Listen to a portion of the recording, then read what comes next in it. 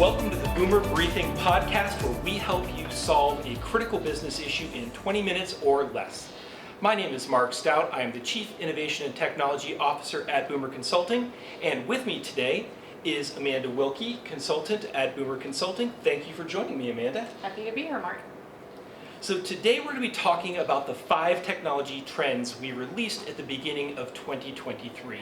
We want to take a few minutes and see how those are evolving, see how those are adapting, and really talk a little bit about the way that technology trends are shaping up as the year is in the rearview mirror and as we are looking forward. So let's start off with the first one, Amanda, technology in the crosshairs. What are your thoughts there? Yeah, so Mark, as you know, we've been talking about this for a while, and this was something that we've seen a lot this year. And this is where technology is really, unfortunately, kind of getting a bad rap. Technology can be blamed for a lot of things failing. One that I think you and I have both seen a lot is the example of like a hoteling solution. As firms were coming back into the office and trying to manage a hybrid environment, there was this challenge of how do we keep up with who's where and what's happening. So every firm out there was looking for a hoteling or desk scheduling solution. And when those types of projects would fail, people would look at the technology and say, oh, there's no technology out there that works, or it doesn't work for our firm. What they weren't necessarily doing was looking at the process behind the technology and how the process and the technology work together. So you saw technology in the crosshairs a lot of times, where again, looking at a process issue, a management issue, a talent issue, all of these other issues, people just said, oh, well, the technology just doesn't work, or it just doesn't work for us. And I think that firms are starting to evolve or grow out of that as they do start to look at the process and everything that is impacted by these changes and by implementing new technology. That's the best way to make sure that a project is going to be successful and that you're not really blaming your technology. Would you add anything there, Mark? No, that makes a ton of sense, and I agree with you on all of those. I think that there is another aspect of it as well, where coming out of the pandemic, the tech teams were just rock stars. Everybody went home on Friday and everybody was working on Monday. Woo, that was awesome. You guys did great. What are you going to do for us next? And innovation isn't something necessarily that happens overnight. It's not a moment. It's something that those tech teams have been preparing for and everything else. So as we look forward and say, okay, well, what's the next big thing? Sometimes it takes a little while for that to develop. So there was this whole expectation and then reality kind of setting in as well. But I do agree with you. I think that there was a lot of a bad rap there. So a little bit of a what have you done for us lately? Very much so. Yep. That's why it's really hard to be on the tech team sometimes. Mm-hmm. They are the silent heroes more often than not. Yeah. Well, one of the other trends that we wanted to talk about was security compliance. And that has been a huge topic. Security's been something that's been on everybody's mind for quite some time now. It's the thing that keeps not just IT people, but firm leaders up at night and wondering, how are we going to protect the firm? How are we going to protect our clients? How are we going to protect all of the data that is out there? And what we have seen is that it's really been driven by a lot of the cyber liability insurance that firms need in order to be able to protect their practice. Those demands have been changing quite a bit, and so it's raising the table stakes. Once upon a time, multi-factor authentication was something new, and you were doing a great job if you had it. Now that's a table stakes kind of requirement. What are some of the other things you're seeing around security compliance? Well, I think another thing really driving it, Mark, is privacy laws and regulations that we're starting to see, at the state and also national level. So some of those are impacting what the firms actually have to do. Like you said, it's a demand. It's not something that we really can choose. So, a lot of firms I wouldn't say they're struggling with it, but they are kind of struggling because they have to prioritize it. And that means their resources, so their tech team, their technology budget have to prioritize security, because now it's not, as you said, it's not just, there's a lot that's table stakes. It's required for compliance. Yep. And as we move into 2024, one of the things that I think that we're kind of watching that trend, it's not just security anymore, now it's security and privacy. Yes. And some of the new technology that's out there, how is that accessing the data that you as a firm have or that clients have? It's becoming one of those trends that we're definitely going to be watching as the year develops. Absolutely. One of our other trends is designed for digital nomads. And that's really thinking about how technology allows us to work from anywhere, anytime, any place. Whether that's asynchronous work, working from different time zones where things don't necessarily have to happen in order, or whether it's, hey, I can take my laptop and go to the beach for a week or a month, or maybe I want to do some work from the mountains. There's a lot of different factors that go in there. And one of the reasons that was such a big trend for 2023 was because we had to design systems that would be able to support that. So it's not enough just to say, hey, here's your laptop. We also had to say, what happens if you've got a good internet connection or if you don't have a good internet connection? And so we've seen a lot of firms really shifting the back-end infrastructure to be able to support remote workers, not just as kind of a secondary class of citizens, as you would say, but really that's the primary. We want to be able to support anyone from around the world working on our systems and have just as good of an experience. Yeah, because let's face it, in the office is the easiest place to have a good technology experience. But to your point, now firms are really designing it thinking outside of the office first. Again, as you mentioned, back in the day, we would design the office and then we would think about the people who were remote. They were the second-class citizens. Now we're starting to think of them from the very beginning as well. Yep. And I think that's very important. Yeah, and I don't think that we're going to see much change for that. I think that we're going to continue to see the design for those remote workers, people who are not in the office. That's the primary thing that people are designing their systems for, to support people whether they are halfway around the globe or they're just in someone else's backyard. Yeah. And I think that's a fun new challenge for technology teams out there. That's really, it'll be fun. Yeah, agreed. Yeah. Something else I think that is fun is our fourth trend that we've been keeping an eye on, which is really Web3, and Web3 coalescing in emerging technologies. So when we think about Web3, everyone's like, what is that? What is Web3? And if we go back, if you think about the early days of the web, it was all really text-based. We were sending text back and forth, simple ones and zeros. We weren't sending a lot of images, a lot of videos, things like that. Web 2 is where we really started to use the internet more as really a social platform, and you were able to create your own content. It became easier to create things for the internet. It was easier to create a website. It was easier to create create your own content. We were connecting through social media. We saw this entire sharing economy that was created. So you saw Uber and you saw Airbnb become platforms where people could share things and they could exchange services and exchange goods and things like that. Web3 actually builds off of that.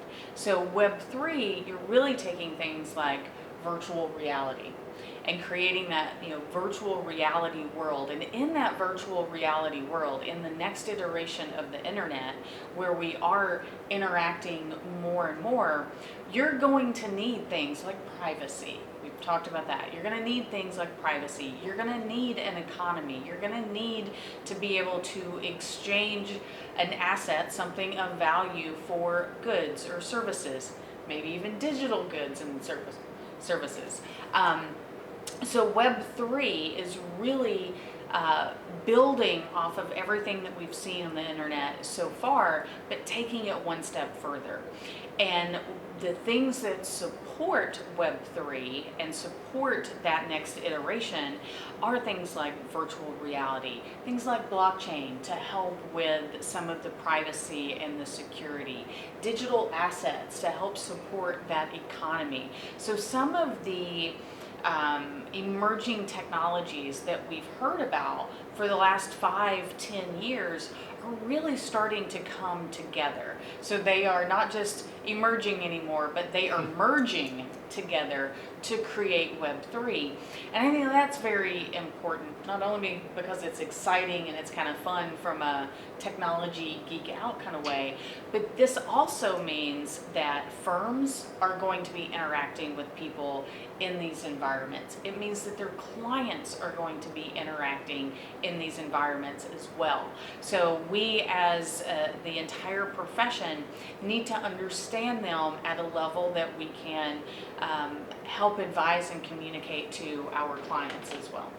Yeah, I think that you covered a lot of territory there, and that's really, really good insights on a lot of those things.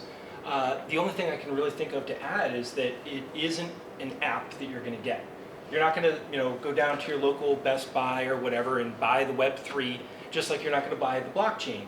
But similar, the Web3 really is more of a platform for running a lot of these things. And in many cases, it all comes about because of the blockchain. Mm-hmm. So it's funny because I think a lot of people think that the blockchain never really worked out the way they thought it was.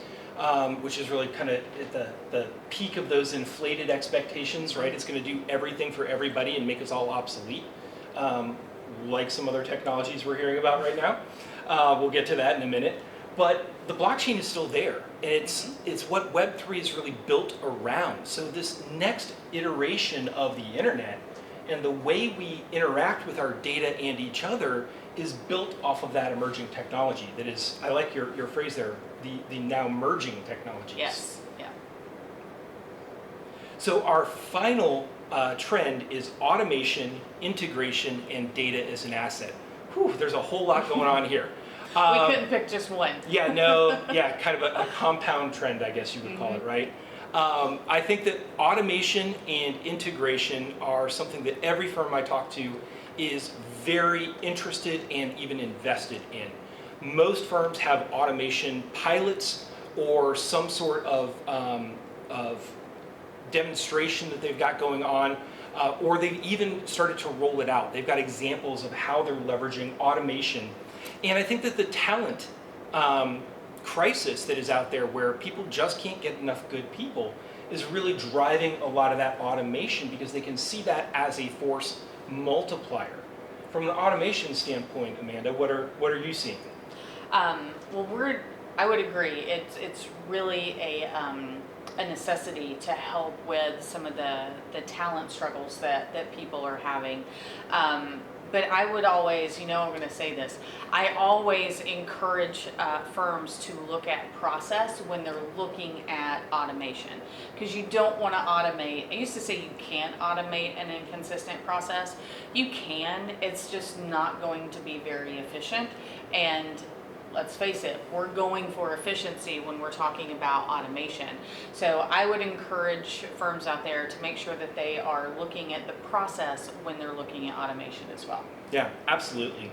And then when you start to talk about integration, we've talked about the importance of making sure that your data isn't siloed. But I'll take that even a step further. It's not just your data. You don't want your systems and your processes to be siloed.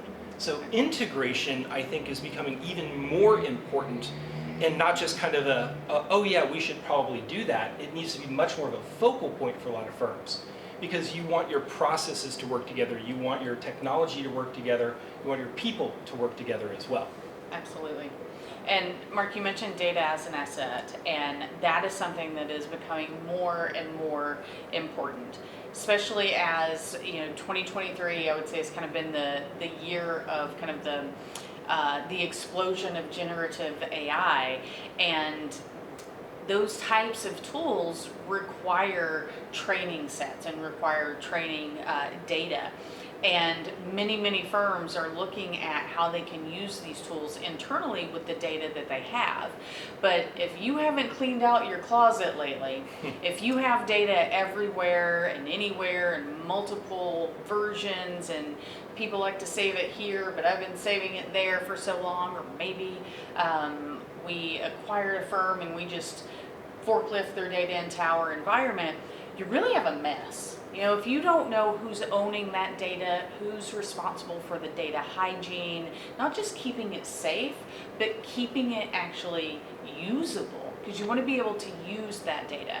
And I know we've talked to firms that have, they have had to go through multi-year data hygiene, data governance projects before they could even use their data, you know, move it to a data warehouse and really start pulling information out of it. I think it's going to be even more important to firms as they look at using that data to train any type of AI. 100%. The old phrase, garbage in, garbage out. So if you're training a generative AI and you've trained it on bad data, what are you going to get? You're going to get very confident sounding bad results. Exactly. Yeah, which is one of the real challenges there. But I think it's also important to remember that all of the data that firms have, they've got to be thinking about how they are using it and what they have permissions to use as well. So it's not just looking at this data as an asset like, oh, you know, it's a found opportunity. It definitely is, but there are some things that you have to think about on the other side of that as well. There are a lot of data protection laws that have gone into place.